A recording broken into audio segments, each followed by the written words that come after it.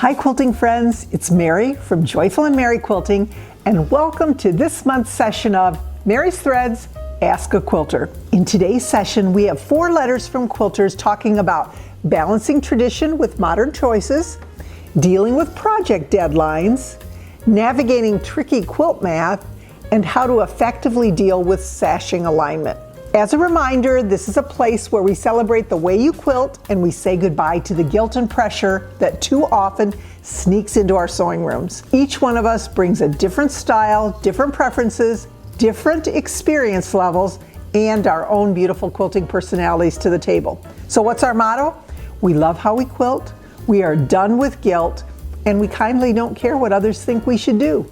We're keeping the letters anonymous for privacy, but just like the old Dear Abby column, I'll give each quilter a fun pseudonym that fits their story.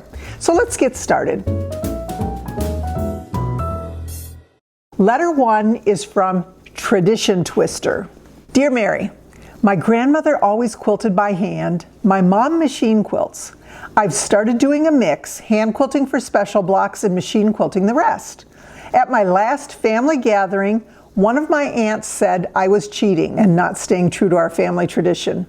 How do I honor my quilting roots without feeling guilty? Signed, Tradition Twister. Okay, here's my reply. Dear Tradition Twister, in my opinion, you are honoring your family's tradition by quilting at all. I understand your feelings, especially when your aunt accused you of cheating, but think about it. If your grandmother always churned her own butter and then she used that butter to make her famous Danish rolls, would you feel guilty if you made the same Danish rolls with her recipe using store-bought butter? Of course not. Well, quilting's no different, so here's what I do. If I want to blend techniques, meaning hand and machine quilting, I do so unapologetically. You can celebrate your roots while still embracing the tools, techniques, and methods that have come about since your grandmother's day. Your quilt will still hold the love, care, and history of your family, no matter how you stitch it. A quick thank you to the sponsor of today's video, the Yesoul company, who makes my bike. As quilters, we spend so much time sitting, and staying active is what keeps us healthy and quilting for years to come.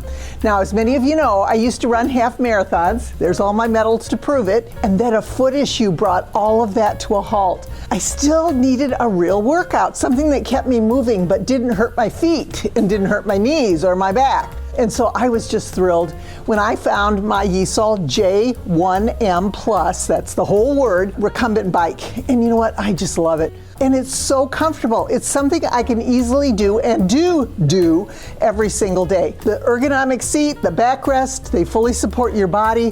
The seat adjusts so your legs extend naturally. It's really low impact, but it's incredibly easy to use. It's perfect between long quilting sessions. Now, one of my favorite features is the big 21.5-inch HD screen. It has all the details on it, the miles, the calories, how fast you're going, or even a workout from the Yesoul app if you choose to do that. This is a 30-minute recumbent bike workout, or you can plug it in. I plugged it into my phone, and when you do that, it mirrors your phone. Maybe you'd like to watch your favorite quilting YouTube videos. You can watch Mary B. Binge watch while you're working out each and every day. Get all you need to know in order to go and start those quilting sessions again. I love this machine. I've been doing this the whole time. It's really quiet. The magnetic resistance is smooth. It always feels great. So use my code MaryB2026 with the link below to save $100 instantly on Yesoul bikes and treadmills. I would love to ride with you this year. Here's to staying healthy, staying strong, and to quilting. Letter number 2. This one is from Deadline Dazed. Dear Mary, I always seem to agree to make quilts for weddings, graduations, or babies, but I underestimate how long they take and end up quilting at midnight the night before the event. We get it. It's exhausting and it's stressful. How do I manage my time better without saying no to the people I love? Signed, Deadline Dazed. Here's my reply. Dear Deadline Dazed, I have been there. In fact, I think all of us quilters have been there at one time or another. After too many stressful night owl quilting sessions, here's what I now do. Now, keep in mind, I'm a rule follower, so I work best if I break the project into weekly and, most importantly, doable goals. Maybe I'll do 2 blocks a day or 50 half square triangles a day. I always leave a comfortable number of days at the end dedicated to block assembly, quilting, and binding. I write down my schedule on my calendar and make sure I am finished at least 2 weeks before the actual deadline. That way, if something unexpected happens, I still have breathing room. And keep in mind, you know what, it's okay to say, I'd love to make you a quilt, but it may be a few months before it's ready. Most people are thrilled to get it whenever it's finished. Letter number 3. This one is from Math Phobian. Dear Mary, I freeze up whenever a pattern requires quilt math. Calculating fabric yardage, resizing blocks, or figuring out how many pieces to cut is daunting. I feel like I'm back in high school algebra and I hated math then too. Any suggestions as to how to survive my math phobia when it comes to quilting? Okay, dear Math Phobian, you are not alone. Many quilters avoid quilt math like the plague, and I completely understand why. One little tiny mistake can evolve into one big calamity, and the waste of time and the waste of materials can be devastating.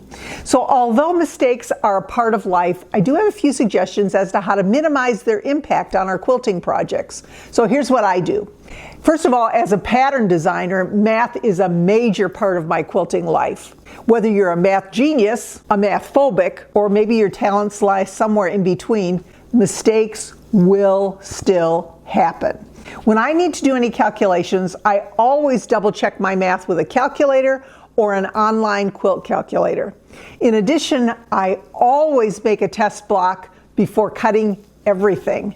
In addition, I believe it can be helpful to check out the customer reviews of a pattern when it comes to accuracy and ease of assembly before I invest the time and the money into purchasing that particular pattern. Anytime we can double check the math before beginning a quilt is not just helpful, but can be essential. Letter number 4. Letter number 4 is from The Sashing Struggle is Real. Dear Mary, I can't seem to get my sashing right. In fact, it's always been a problem. I'm not a fancy quilter. I am more or less a keep you warm quilter. Lots of us are. I make my quilts to give away, but I really would like mine to look better. I never can seem to get the sashing straight, and I don't know what I'm doing wrong. Please help. Signed, The Sashing Struggle is Real. So here's my reply. Dear Sashing Struggle, that is such a good question. It's a great question. And I want to start by saying this. You're not doing anything wrong. Sashing, and especially narrow sashing strips, is one of those things that's really hard to explain in words. This is one of those cases where I need to show you step by step what's happening at the machine. But here's the big takeaway. It's not hard. What makes the difference is knowing where to line things up before you sew instead of trying to fix it after.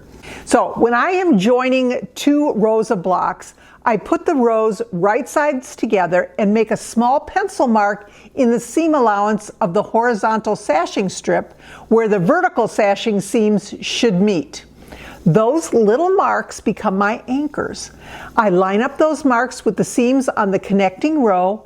I pin right there first, and then I pin outward. That keeps everything straight, centered, and visually lined up instead of drifting as you sew. This is actually the exact same method I teach in my scrap crossing workshop. We use this method to align thin cross strips right here, as you can see in the quilt behind me. Isn't this a beautiful quilt? I just love it. I'm so excited to share this workshop with you.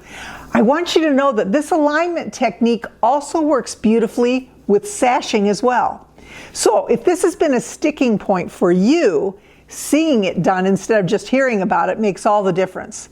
The workshop, Scrap Crossing, again, the quilt behind me is what you'll be making, is now available, and I walk you through the process slowly in real time so you can see exactly what your hands and fabric should be doing. So if you'd like to join the workshop and see this technique in action, I'll put the details below, or you can go to joyfulandmerryquilting.com/cross, C-R-O-S-S, all small letters. Join now, and I will send everything you need to create this beautiful quilt using your scraps. It's simple piecing. There's no foundation piecing. It is very beginner friendly, and it is recorded so you can work at your own pace. If you enjoyed today's session, please click like and subscribe to the Joyful and Merry Quilting YouTube channel so you don't miss the next one. And if you have a question, a story, or a comment you'd like to share, send me an email at mary@joyfulandmerryquilting.com, or just leave a comment to this video. Your letter might be featured in a future session. And again, we love how we quilt, we're done with guilt, and we kindly don't care what others think we should do. I am always trying to be joyful, but I will always be merry. Thank you for joining me.